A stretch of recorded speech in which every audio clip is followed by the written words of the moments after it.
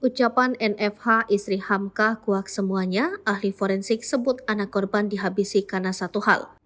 Kasus kematian Hamka Rusdi dan anaknya AQ masih menjadi misteri karena saksi kunci yakni istri korban NFH dan anak sulungnya Ade masih syok. Polisi melakukan pengawasan ketat terhadap istri korban yang kini dirawat di RS Polri Kramat Jati. Pakar psikologi forensik Reza Indragiri Amril menilai, satu kata istri korban akan menguak semuanya. Ia menduga kasus ini pembunuhan keluarga jika melihat dari fakta temuan kepolisian, mulai dari bercak darah hingga jam kematian. Salah satu alasan yang dikemukakan Reza adalah bahwa anak usia 2 tahun mustahil bisa bunuh diri, sehingga kemungkinan anak itu dihabisi, kata Reza. Terkait dengan NFH, istri korban yang tidak melapor selama hampir 10 hari dan terkesan menemani jasad suami, Reza berpendapat NFH kebingungan, melapor atau diam saja. Menjauh dari rumah justru mengirim pesan bahwa NP pelaku pembunuhan, ujarnya. Lalu Reza menilai kasus yang terjadi di Koja ini ada 3 kemungkinan.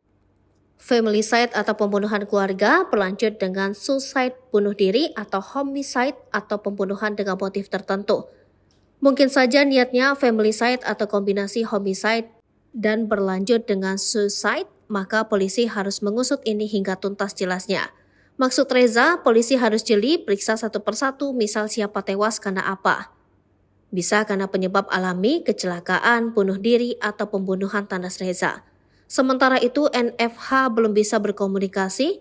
Menurut Sugandi, tetangga korban, istri Hamka seperti kebingungan. Petugas bertanya ke istri korban, kenapa suami kamu meninggal? Kenapa nggak lapor warga? Istri AH bilang, anak saya, gitu aja. Nggak bisa ditanya-tanya, ujar Sugandi. Hal inilah yang membuat Kapolres Metro Jakarta Utara Komisaris Besar Gideon Arif Setiawan sangat berhati-hati. Ia mengungkap petunjuk seperti ada bercak darah di tubuh Hamka dan istrinya, luka di wajah dan kening Hamka, lalu luka lebam di tubuh anak korban. Jadi, tidak tampak kasat mata luka terbuka. Ada luka di bagian wajah dan bagian kening, tapi itu yang harus kita uji forensik berikutnya yang harus menguatkan, ujar Gideon.